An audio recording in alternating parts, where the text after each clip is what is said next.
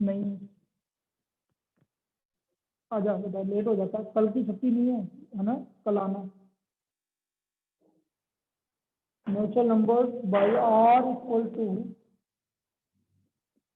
बेटा तुम भी सुन लीजिए, ऑनलाइन कल का ऑफ नहीं है, कल की रेगुलर क्लास रहेगी। पहले मैंने ऑफ बोला था, लेकिन मैं कहीं जाने का था, वो कैंसिल हो गया, और जब कैंसिल हो गया तो मैं छुट्टी नहीं दूंगा, तुम्हें भी पता है।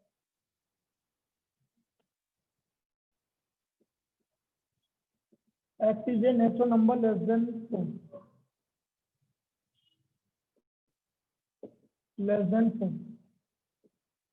x comma y belongs to natural number. Write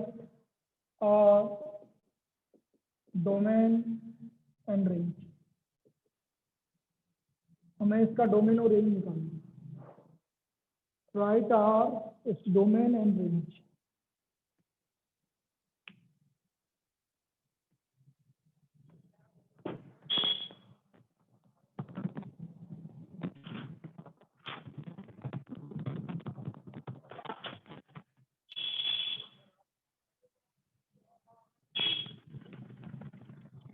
तो कैसा है बेटा आज गाड़ी? अच्छा, साइकिल से नहीं है, तो हमें इसका डोमेन और रेंज निकालना है भाई।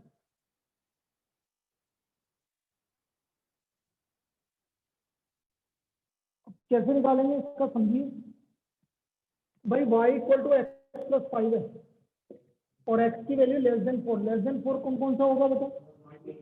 1 2 3। 1 2 3। अब यदि मैं x इक्वल टू 1 रखता हूँ तो 6 आ गया, 2 रखता हूँ तो, और 3 रखता हूँ तो 8।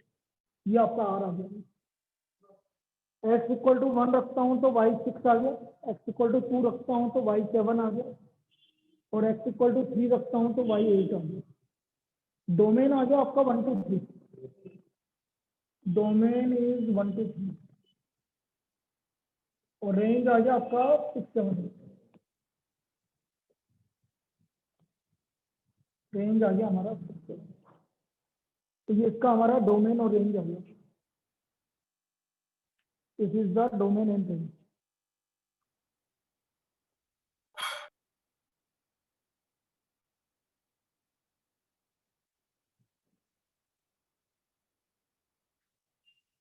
चलिए लिख लिया, एक और कर लेते हैं, बस ये कंप्लीट है, इसमें कुछ भी नहीं है, आपको एक्सरसाइज सेकंड करनी है। फर्स्ट में डाउट आया कि कोई? तेरा बेटा राहुल करा नहीं करा? राहुल क्या दिव्यांग? 9th में डाउट है बताना। होमवर्क सिस्टमेटिक करते रहना बेटा। Next, write the relation r equal to x comma x cube such that x is a prime number less than 10, prime number less than 10 in roster form। इसको roster form में लिखना है, in roster form. Write the relation x comma x cube, x is a prime number less than 10 in roster form। x comma x cube, तो बेटा less than 10 कौन कौन से prime number है? 2 3 5 7। 2 3 5 7, 2 3 5 7। तो जब मैं x इक्वल टू 2 रखता हूँ तो बेटा 2 का क्यूब आएगा 8 आएगा। तो देखो इधर r आएगा आपका 2 कोमा 8, 3 कोमा 5 कोमा 125 और 7 कोमा 343। ये आपका इसका वैल्यू है, बस यही निकालना था। This is the value 2 comma 8, 3 comma 27, 5 comma 125 और 7 कोमा 343। ये इसका वैल्यू है।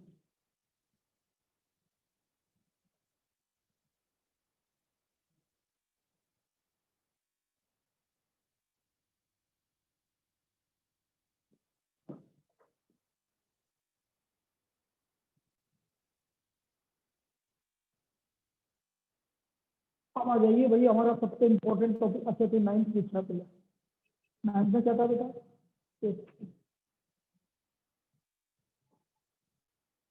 ए के अंदर कितने एलिमेंट है? 3 एलिमेंट है। बी के अंदर 2 एलिमेंट है। तो बेटा जो पहला वाला एलिमेंट है वो तो ए का एलिमेंट होगा। तो ए के अंदर कौन कौन से एलिमेंट आए बोल? X Y Z. तो ये तो ए हो गया। और बी कितना हो गया बेटा? 1 2। दूसरा वाला एलिमेंट बी का एलिमेंट है। तो बी तो निकालना।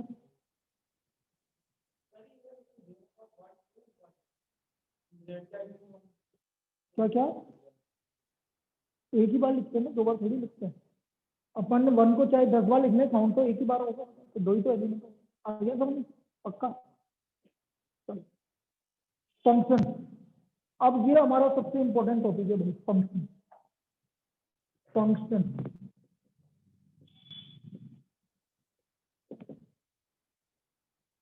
इसकी डेफिनेशन लिखना पहले। Let A and B be two non-empty sets. Two non-empty sets. Then the function f. Function f ऐसे लिखेंगे बेटा जिसे मैं लिख रहा हूँ A to B। इसको बोलते हैं function f from A to B। जो मैंने लिखा बिल्कुल इसी तरह से लिखना। Then the function f from A to B। इसको ऐसे लिखेंगे। Is a rule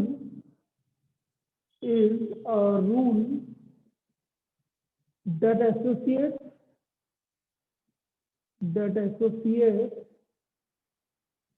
every element of set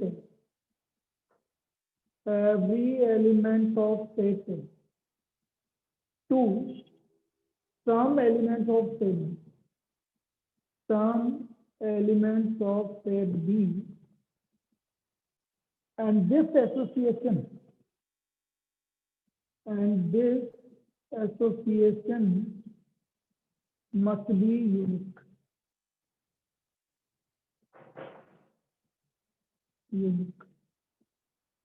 और ये एसोसिएशन यूनिक होना चाहिए। अभी समझा रहे हैं बेटा, पहले डेफिनेशन लिख लीजिए आप, फिर मैं इसको समझाता हूँ कि ये क्या बोल रहे हैं। And this association must be unique.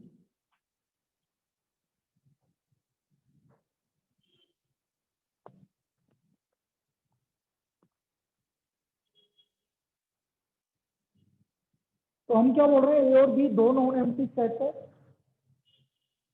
तो फंक्शन है ए टू बी ऐसा रूल है जो कि ए के सारे एलिमेंट से बी के कुछ एलिमेंट से एसोसिएट कर लिया। मतलब ए के अंदर कोई भी एलिमेंट छूटा हुआ नहीं रहना चाहिए। कैसे? देखो ये हमारा सेट है, ये हमारा सेट भी है, और ये मैंने बोला फंक्शन है फ्रॉम ए टू बी। और मैंने बोला ए के अंदर कुछ एलिमेंट है, जैसे मैंने बोला ए के अंदर है 1 2 3 4, तो बी के अंदर है आपका 5 6 7 8 9 10। कुछ भी हो सकता है, ये भी हो सकता है, कोई फर्क नहीं पड़ता। अब ए के अंदर जैसे 1 की इमेज है आपकी सपोज 6, 2 की इमेज सपोज 5 है, 3 की इमेज भी 6 है, और 4 की इमेज 10 है। अब ये फंक्शन है बेटा। क्यों है फंक्शन ये समझो। मैं तुमसे जो जो पूछता जा रहा हूँ जवाब देते जाना बेटा सभी। ए के अंदर कोई एलिमेंट छूटा हुआ है क्या? कोई भी नहीं छूटा हुआ। No sir. अब ए के किसी भी एलिमेंट की 2 इमेज है। बोलो 1 की कितनी इमेज है? 1 1 4 की। तो ये दोनों कंडीशन को सेटिस्फाई कर दिया। पहली बात, ए का कोई भी एलिमेंट छूटा हुआ नहीं रहना चाहिए, और दूसरा ए के किसी भी एलिमेंट की 2 इमेज नहीं होनी चाहिए। यदि ऐसा कंडीशन है तो फिर वो क्या होगा आपका फंक्शन। सेट ए का कोई भी एलिमेंट छूटा हुआ नहीं रहना चाहिए, और सेट ए के एलिमेंट की 2 इमेज नहीं होनी चाहिए। बनाओ उसको, लिखो, इसको बना लीजिए।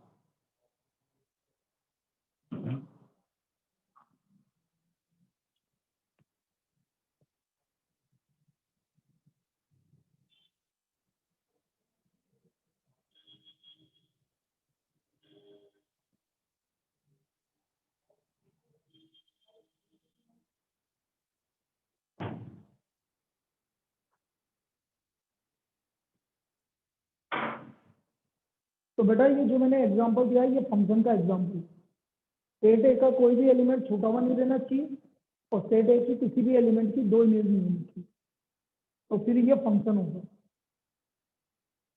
This is example of function.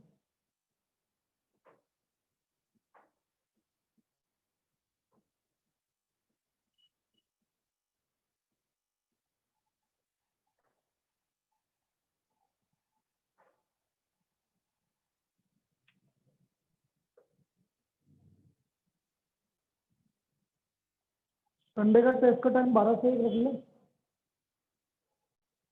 किसी को कोई दिक्कत? पक्का? नहीं आज दिन में इतना ले तो नहीं जाएंगे, संडे है, मेरे घर में भी कुछ प्रोग्राम करें। 12 से 1 ही रख लेते हैं। सर कौन से चैप्टर का टेस्ट है? First chapter, chapter 1। अब जो जो रिवीजन होते जा रहे हैं उसका टेस्ट होता जाएगा। चैप्टर 1 का टेस्ट है संडे को, टाइमिंग 12 से 1, टाइमिंग 12 से 1।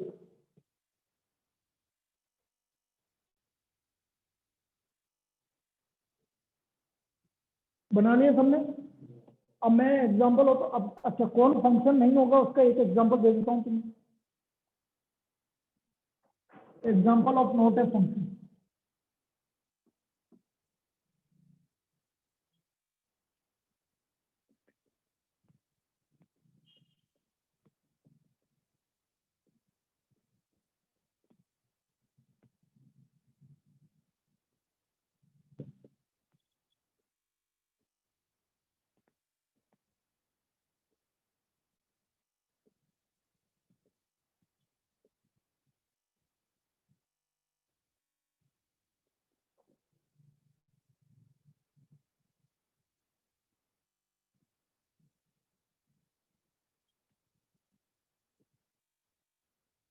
ये दोनों एग्जांपल नहीं है फंक्शन का। पहला वाला फंक्शन क्यों नहीं है बेटा?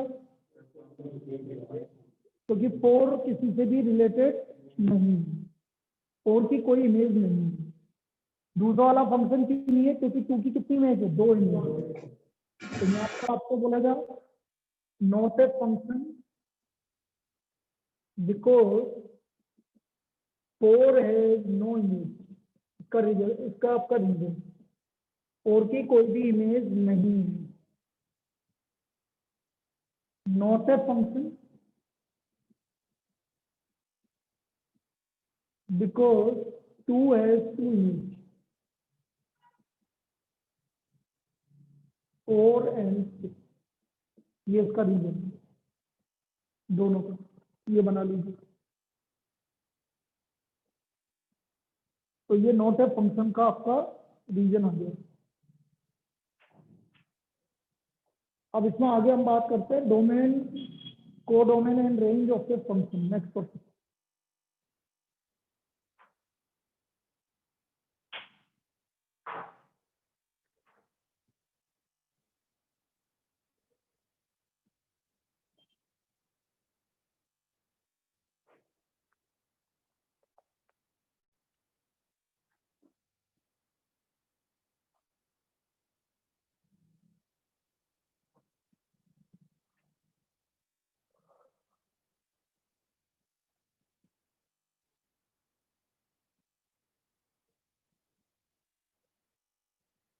डोमेन, कोडोमेन, नेक्स्ट टॉपिक लिखना भाई।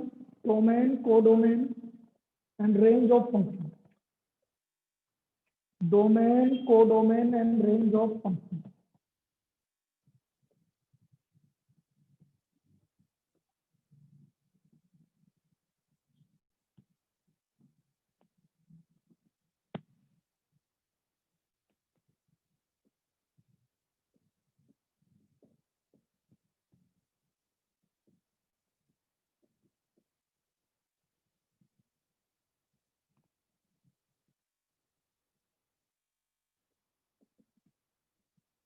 डोमेन की डेफिनेशन लिखो।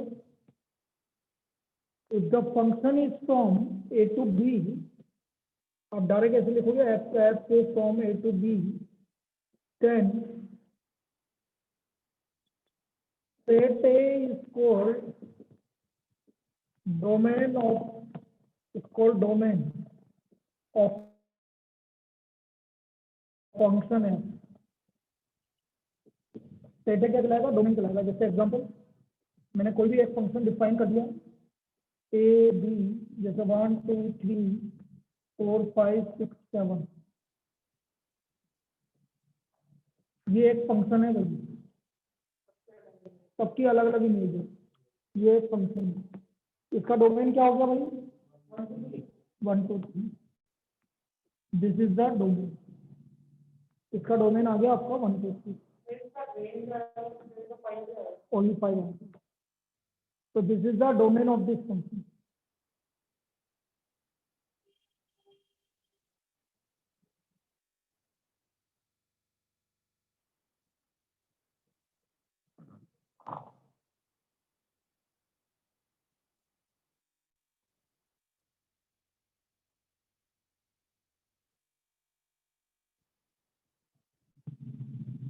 Now codomain.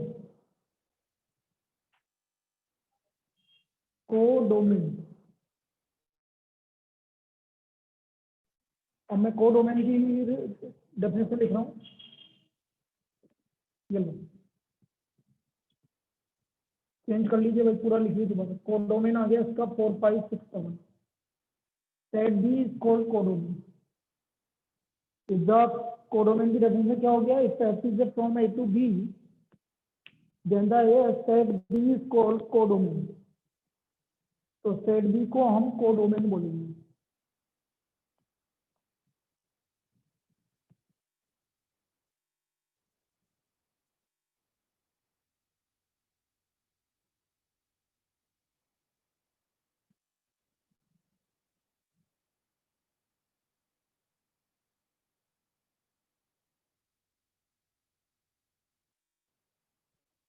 Now range.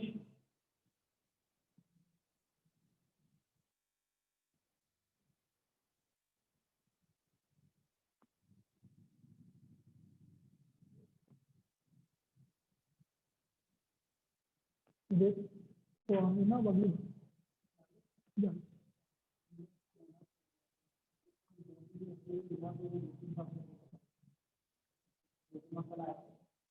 ला लेना, कल सुबह फोन कर लेना, इधर सारे को करवा लेना।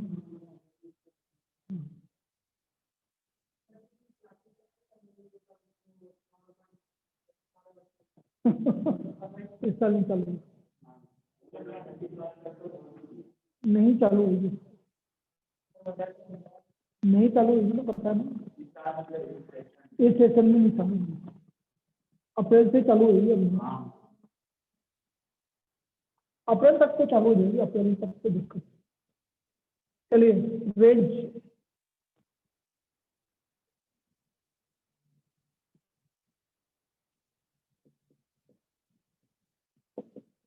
if f is a function from a to b, then the set of all f images of element of set A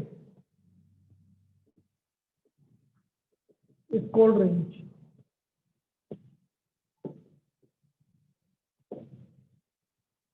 आपका पिछले वाले एग्जाम्पल में रेंज क्या आ रही थी? 5। तभी सेट ए के एलिमेंट की इमेज का सेट आपका क्या कहलाएगा? रेंज कहलाएगा। तो बेटा ये हो गया domain, codomain and range. Domain, codomain and range.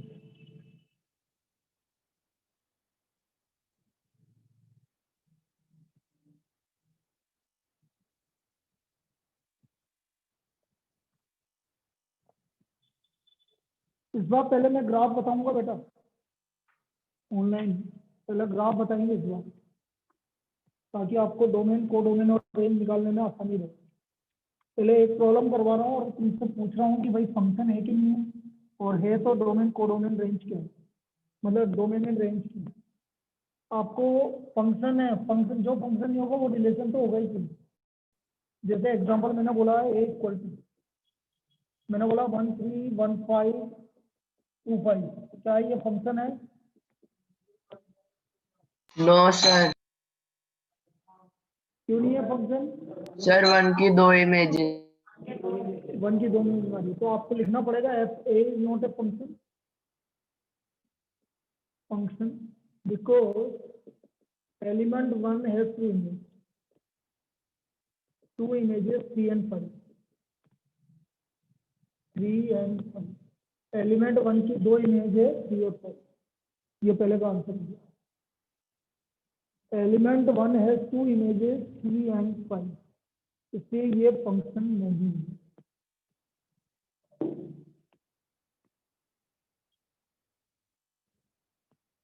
Now B equal to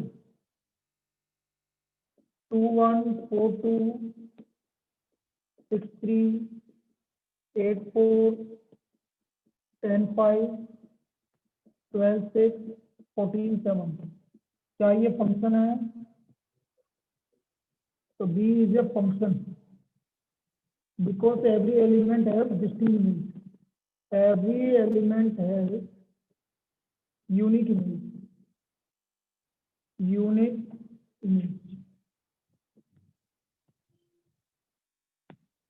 या has one image। डोमेन, बोलिए डोमेन। 2 4 6 8 10 12 14।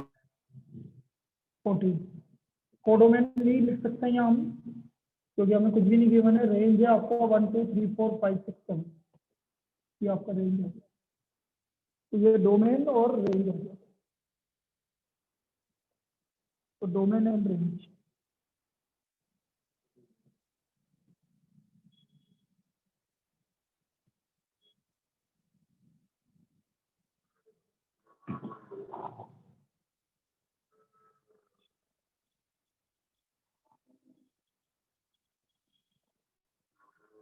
अब मैं यहाँ पर मैंने क्या बोला, पहले मैं ग्राफ बता रहा हूँ इस बार, ठीक है। अब मैं कुछ स्पेशल ग्राफ आपको पहले बताऊंगा, उसका डोमेन रेंज देखेंगे हम। अब देखो डोमेन और रेंज होता क्या, पहले असली मतलब क्या होता है डोमेन रेंज का वो भी समझ लेते हैं। डोमेन का मतलब है आपने इनपुट क्या दिया, आपने क्या रखा, एक्स। हम जनरली क्या बोलते हैं, एक्स क्या रखा आपने, समझना। डोमेन मतलब इनपुट, आपने इनपुट क्या दिया, मतलब एक्स क्या रखा। रेंज मतलब आपको वापस क्या मिला, वाई। तो एक्स को हम डोमेन बोलते हैं और वाई को रेंज बोलते हैं। भाई आपको क्या मिल रहा है, इनपुट आउटपुट, आपने क्या इनपुट दिया और क्या आउटपुट मिला, ठीक है। तो input output, input is domain, output is range. तो अभी सबसे पहले अगला टॉपिक लिखिए, graph of some real valued function.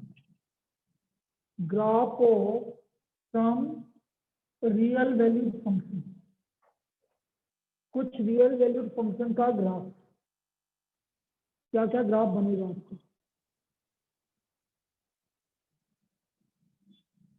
Graph of some real valued function.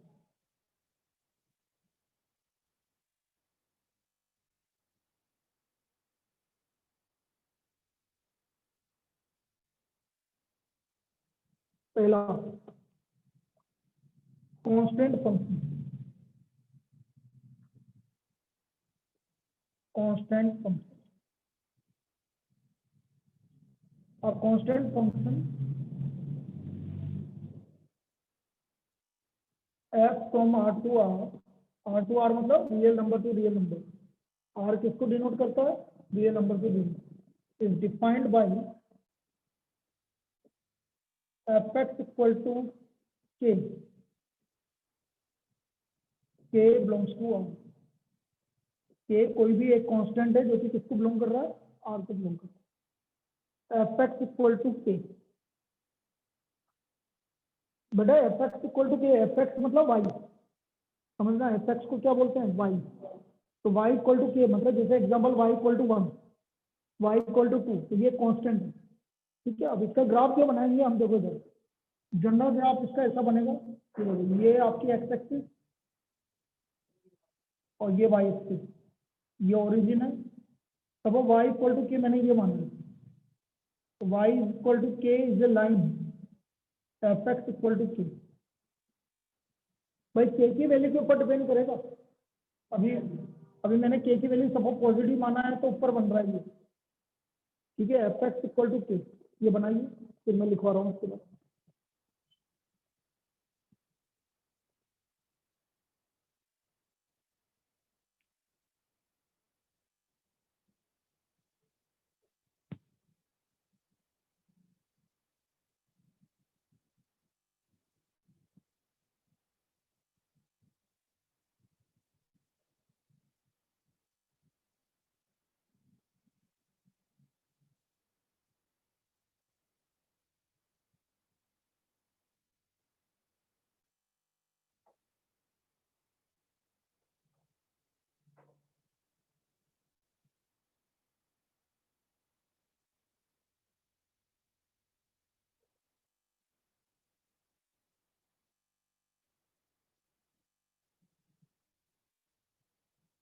लिखो, graph of constant function is a line parallel to X axis. Graph of constant function is a line parallel to X axis. It will lie above, below, or on the x-axis. K is greater than 0, K is less than 0, और K is equal to 0. इतना लिख लिया, अभी समझा दूंगी। यदि K positive है तो ये above the X axis lie करेगा, K नेगेटिव है तो below the X axis lie करेगा, और K इक्वल टू 0 है तो on the X axis lie करेगा। K इक्वल टू 0 है तो on the X axis lie करेगा। तो it will lies above, below और on the X axis. If K equal to 0, K equal to less than 0, ये देखिए अभी समझा रहा हूँ एग्जाम्पल लेके। लिख लिया यहाँ पर।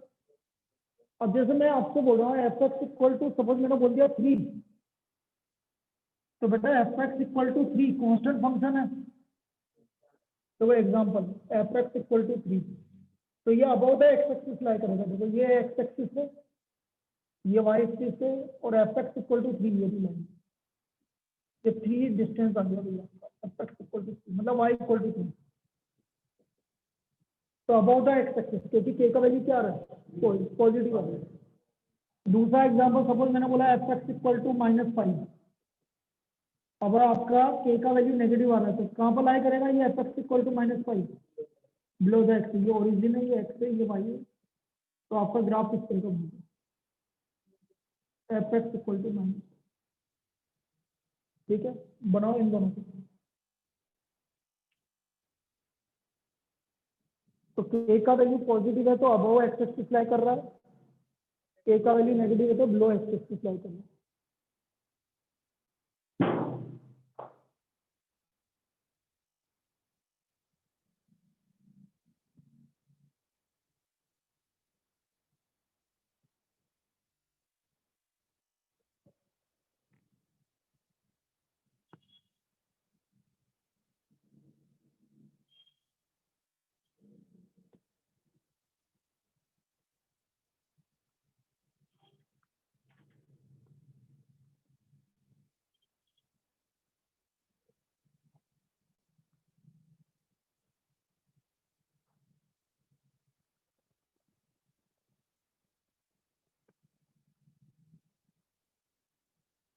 और एक और एग्जांपल ले लेते हैं, के इक्वल टू 0 मतलब एफ एक्स इक्वल टू 0। तो बेटा एक्स एक्सिस वाली लाइन ही आपकी एफ एक्स इक्वल टू 0 होगी।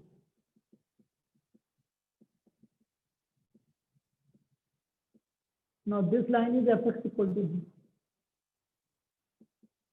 वाई एक्स एक्सिस ही आपका एफ एक्स इक्वल टू 0।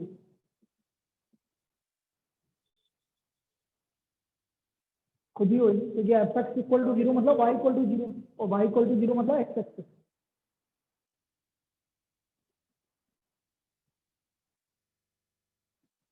तो ये हमारा इसका कर्व हो गया। अब मैं इसके डोमेन और रेंज की और बात करूंगा कि डोमेन क्या होता है और रेंज क्या होता है।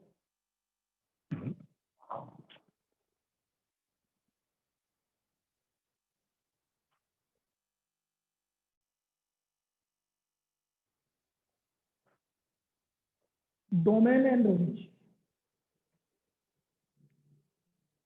बेटा डोमेन का मतलब मैं एक्स की वैल्यू क्या क्या रख सकती हूँ, तो मना कहाँ किया है उसमें, कुछ भी रखो भाई, एक्स की वैल्यू कुछ भी रखो, 1 रखो, 2 रखो, 3 रखो, नेगेटिव कुछ भी रखो, अपॉन में रखो, कुछ भी रखो, उसको क्या दिक्कत आ रही है।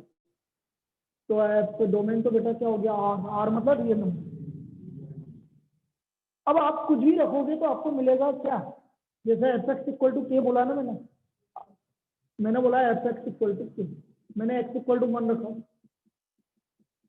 सही आएगा, 2 रखा, सही आएगा, 3 रखा, मतलब जो एक सिंगल वैल्यू वही आएगी, जैसे इसमें 3 आएगा मतलब, तो इसका रेंज एक सिंगल वैल्यू आएगी, और सिंगल वैल्यू को मैंने पहले भी बता चुका हूँ, कर्ली ब्रैकेट के अंदर सिंगल वैल्यू हमेशा किसमें लिखता है, कर्ली ब्रैकेट के अंदर। तो इसका रेंज क्या हो गया बेटा, ब्रैकेट से जो भी, जैसे इसमें ब्रैकेट 3 आएगा, इसमें क्या आएगा, ब्रैकेट -5 आएगा, इसमें ब्रैकेट 0 आएगा, लिख लीजिए डोमेन एंड रेंज।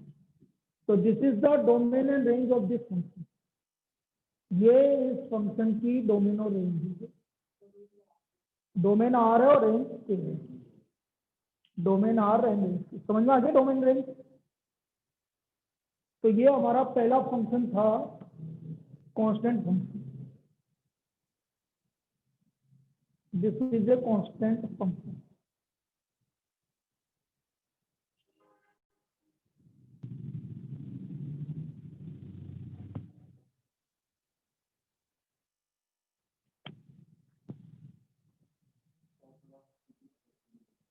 अब बेटा टेस्ट में 30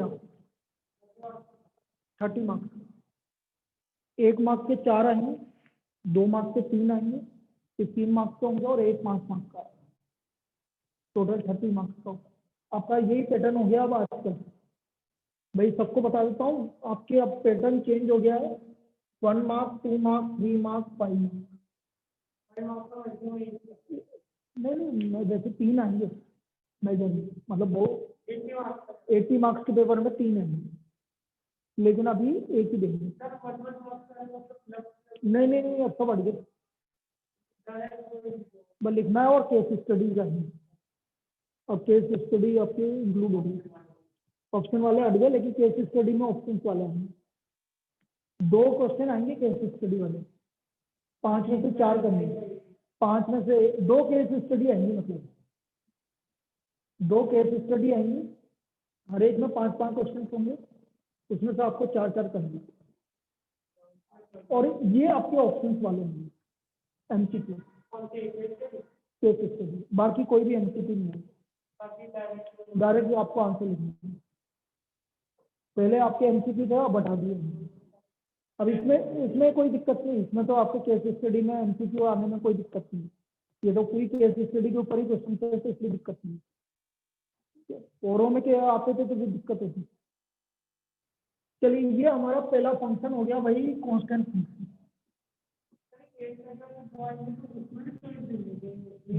नहीं, 2 क्वेश्चन के, पहला क्वेश्चन आया केस स्टडी में, उसके 5 पार्ट हो गए, 1-1 मार्क्स के, उसमें से 4, तो दूसरा आएगा केस स्टडी, उसमें से 5 क्वेश्चन। Second, identity function.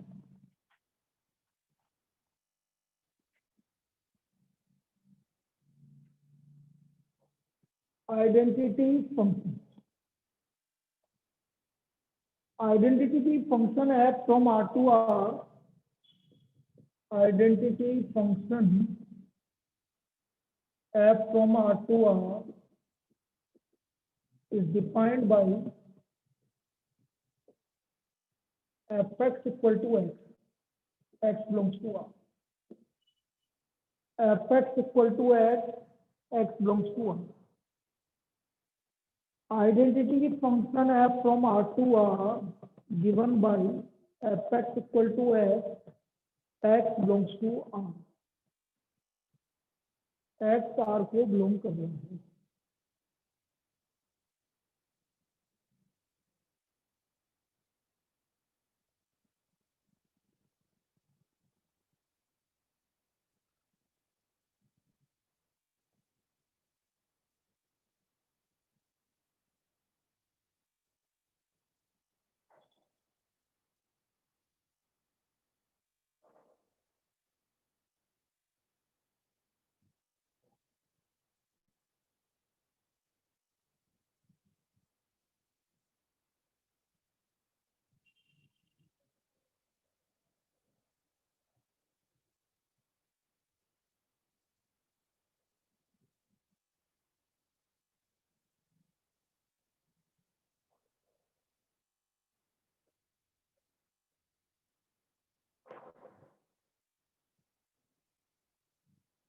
चलिए भाई देखो जी,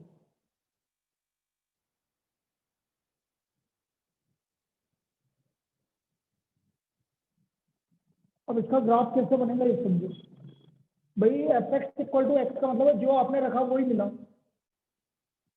भाई। मैंने एक्स वन लिखा तो वन ही मिला, एक्स टू रखा था टू ही मिला, एक्स थ्री रखा तो थ्री मिला, एक्स नेगेटिव रखा तो नेगेटिव मिला। तो बेटा ये लाइन आपकी एक स्ट्रेट लाइन आएगी जो कि ओरिजिन से पास होगी, और क्योंकि जो रख रहे हो वही मिल रहा है तो इसका एंगल 45 डिग्री का एंगल बनाएगी, बिल्कुल सेम भाई। एक्स इक्वल टू वन पे वन, वाई पे टू पे टू, थ्री पे थ्री, ऐसा मिलेगा। तो ये इस तरह की लाइन बनेगी, बनाओ। ये इसका ग्राफ होगा भाई, ग्राफ को आइडेंटिटी फंक्शन, आइडेंटिटी फंक्शन का ये ग्राफ है।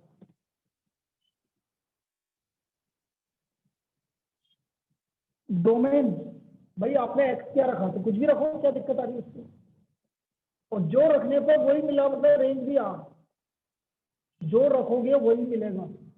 जब आप कुछ भी रख सकते हो तो आपको कुछ भी मिल भी सकता है। तो डोमेन आर हो गया और रेंज भी आर हो गया। वहां पर आपसे पूछेगा what is the domain and range of identity function.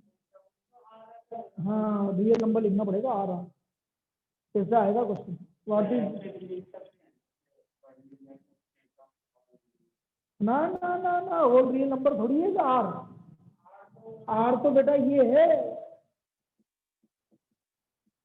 है आर तो, वो जो तू बोल रहा है वो आर थोड़ी है, वो तो नेचुरल नंबर है। आर क्या है, रियल नंबर, रियल नंबर में सब कुछ आएगा, ठीक है ना। आप ऐसे नहीं लिख सकते one two three up to infinite, वो तो नेचुरल नंबर है।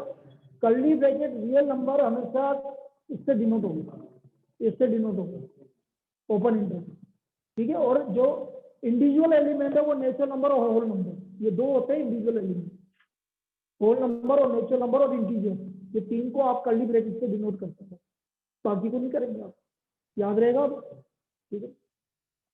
ये लिख लो, तो ये इसका आइडेंटिटी फंक्शन है। Third modulus function, third modulus function.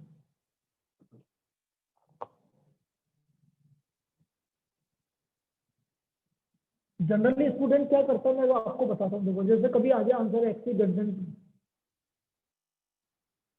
तो वो आपसे बोलता है कि सर एक्स की वैल्यू 2 से ज्यादा आ रही है तो आपका 3 4 5 ये वैल्यू आएगी ना, ये आंसर नहीं आएगा। 3 4 5 ये नेचुरल नंबर के लिए किसने बोला आपको, ये आएगा 2 to infinity,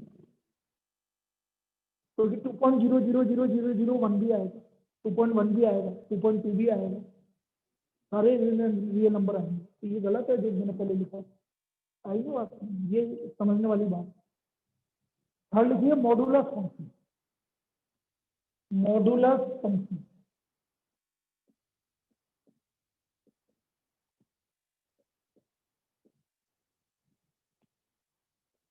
modulus function from f from R to R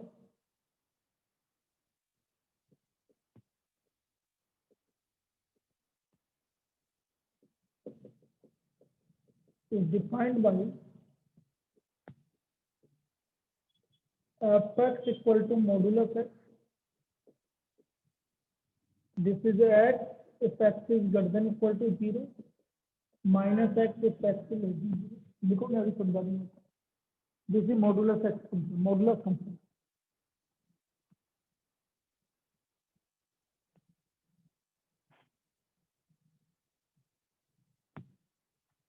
तेरे पेपर कब से है? तो अभी पेपर की डेट ही नहीं है तुम्हारी।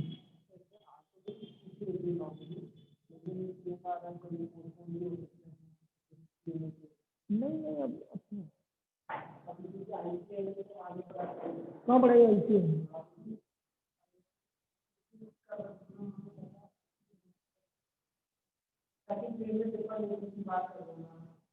नहीं अभी तो चल रहा है ना, अभी तो होगा ना।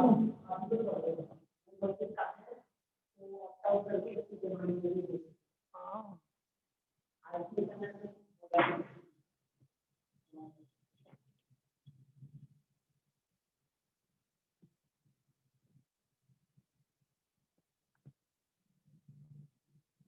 अब देखो मॉडुलस फंक्शन क्या बोल रहा है कि यदि x पॉजिटिव है, जैसे मैं आपसे बोल रहा हूँ सुनना भाई, 3 का मॉडुलस क्या होगा, 3 होगा।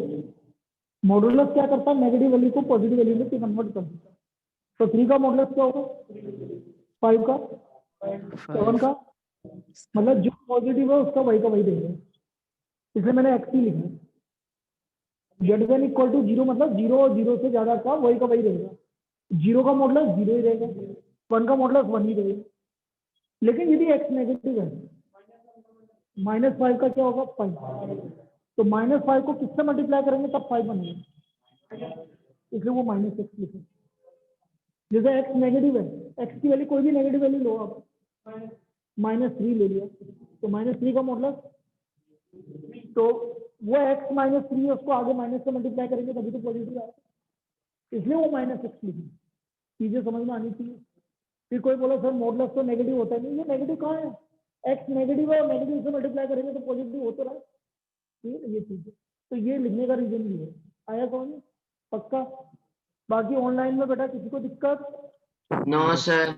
बेटा ये कैसे लिखा, x नेगेटिव है तो नेगेटिव से नेगेटिव को मल्टीप्लाई करेंगे तब जाके पॉजिटिव बनेगा, इसलिए मैंने -x लिखेगा। इसका ग्राफ देखो, यदि x 0 से ज्यादा है तो पॉजिटिव मतलब ऐसी लाइन, और 0 से कम है तो ये -x ऐसी लाइन, ये लाइन ऐसे बनेगी। ये ग्राफ है भाई मॉडुलस x का, 0 x डोमेन। अब ये इसका ग्राफ हो गया, डोमेन है R, भाई कुछ भी रख सकते हो, लेकिन रेंज में आपको क्या मिलेगा बेटा, हमेशा कौन सी वैल्यू मिलेगी, मॉडुलस में कौन सी वैल्यू मिलेगी, पॉजिटिव। पॉजिटिव। तो पॉजिटिव वैल्यू कहाँ से स्टार्ट होगी, होल अरे नंबर 0 से स्टार्ट जीरो। होगी, 1 से क्यों स्टार्ट होगी, 0 और 0 से ज्यादा, तो 0 इंक्लूड है बेटा, देखो जब इंफिनिटी इंक्लूड नहीं होते, तो ये इसका रेंज हो गया, इसका रेंज आ गया हमारा 0 to infinity। The range of this function is 0 to infinity।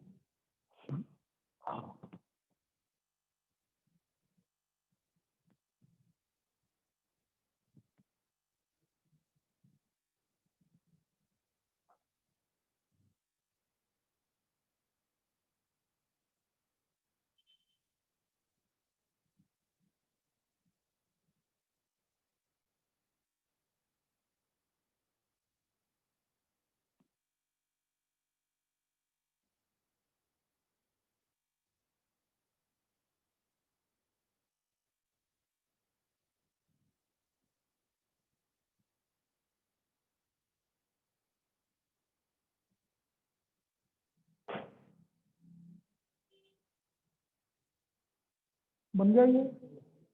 अब दो इससे डोमेन और रेंज अभी यही कर लेते हैं। Find the range of the function. हाँ,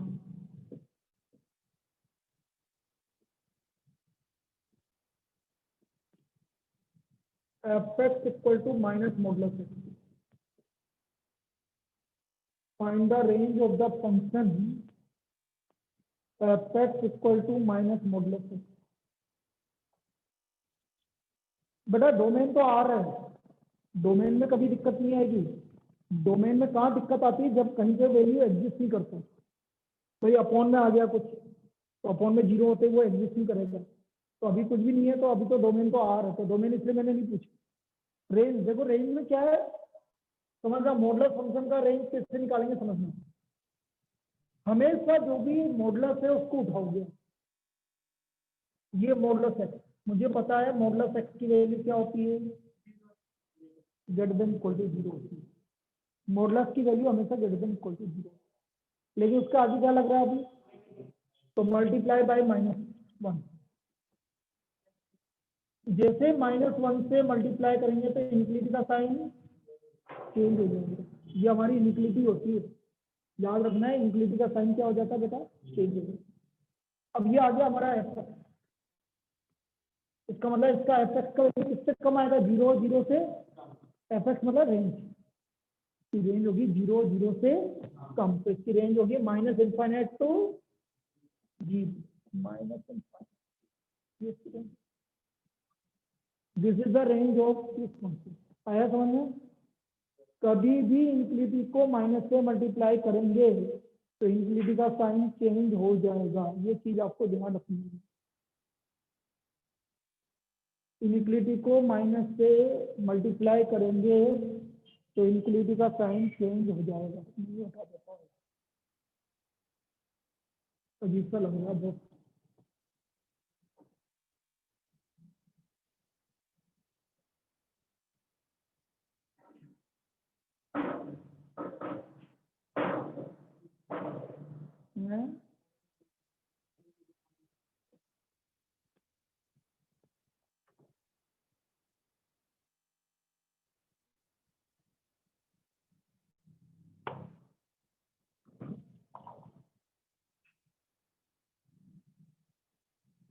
एक और लिखो, find the domain and range of the function,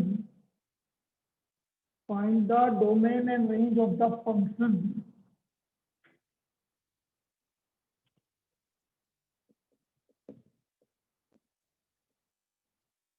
domain and range of function fx equal to 7 modulus 5x minus 3 minus 2। इसका हमें डोमेन और रेंज निकालना है। 7 मॉडुलस 5x माइनस 3 माइनस 2। अब कैसे निकालेंगे समझेंगे। डोमेन में मैंने क्या बोला, fx है आपका 7 मॉडुलस 5x माइनस 3। डोमेन में कोई दिक्कत नहीं है क्योंकि आप x के लिए कुछ भी रख सकते हैं, अपॉन में कुछ भी नहीं आ रहा, अंडूर में कुछ भी नहीं आ रहा। दिक्कत मुझे कब होती है, जब अपॉन में कुछ आ जाता है या स्क्वायर रूट के अंदर कुछ आ जाता है। अभी कुछ भी नहीं आ रहा तो कोई दिक्कत नहीं। रेंज देखो, रेंज कैसे निकालेंगे। सबसे पहले मॉडुलस फंक्शन को उठाएंगे, पूरा मॉडुलस फंक्शन उठा लिया, ग्रेटर इक्वल टू 0। यहाँ तो कोई दिक्कत। अब मॉडुलस के आगे मल्टीप्लाई में क्या आ रहा है, 7 7, तो मल्टीप्लाई बाई 7, 7 से मल्टीप्लाई किया तो कोई फर्क नहीं पड़ा, ये 0, ये भी 7 से मल्टीप्लाई किया। अब क्या करना है, सब्ट्रैक्ट क्या करना है, -2 8 माइनस 2। तो 8 और सब्ट्रैक्ट से कोई साइन चेंज नहीं होता बेटा, दोनों तरफ -2 ऐड कर दूंगा। ये हमारा क्या आ गया, तो इसका मतलब एफ की वैल्यू क्या आ गई, ग्रेटर देन इक्वल टू। आया समझ पक्का, बोल बोल राहुल, यहाँ तक कोई दिक्कत। अब मेरे को क्या चाहिए आगे, तो -2 ऐड कर दो दोनों तरफ, इधर -2 ऐड कर दिया मैंने और इधर भी -2 ऐड कर दिया, तो ये तो क्या बन गया, एफ बन गया ना। तो एफ की वैल्यू किससे ज्यादा आ रही है, -2 और उससे ज्यादा, तो रेंज क्या हो गया, -2 और उससे ज्यादा। तो -2 और उससे ज्यादा कहां तक जाता है, ये इसका रेंज है। आया समझ में, ये इसका रेंज है।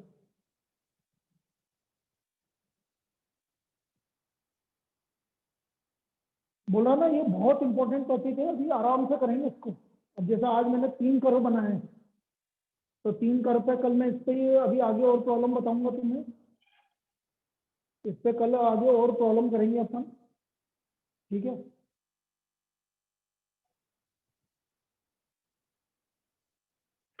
तो आज इतना ही बस, वो तुम्हारी एक्स्ट्रा क्लास कल से करेंगे। नहीं नहीं, तेरे को तो मजा आ गया, मुझे पता। नहीं ऐसा नहीं है, वो मुझे आज भी किया है, कुछ काम है बस का, आज और कल का काम है बस, कल कोई दिक्कत नहीं होगी, कल से पक्का। ऐसा नहीं है कि नहीं करेंगे। चलिए, तो आज की क्लास बड़ी अच्छी क्लास थी, इसको ध्यान से पढ़ना दोबारा से, हाँ बेटा काम आएगी बहुत। कल की क्लास भी बहुत इंपॉर्टेंट क्लास होगी। चलिए बेटा, ओके। होमवर्क में अभी तो कुछ थैंक भी यू सर। मजे हो गए। हाँ हाँ, सेकंड एक्सरसाइज है होमवर्क में, सॉरी। हाँ हाँ सही से बोल रहा है, 2.2। 2.2 करनी है बेटा, भूल गया मैं, 2.2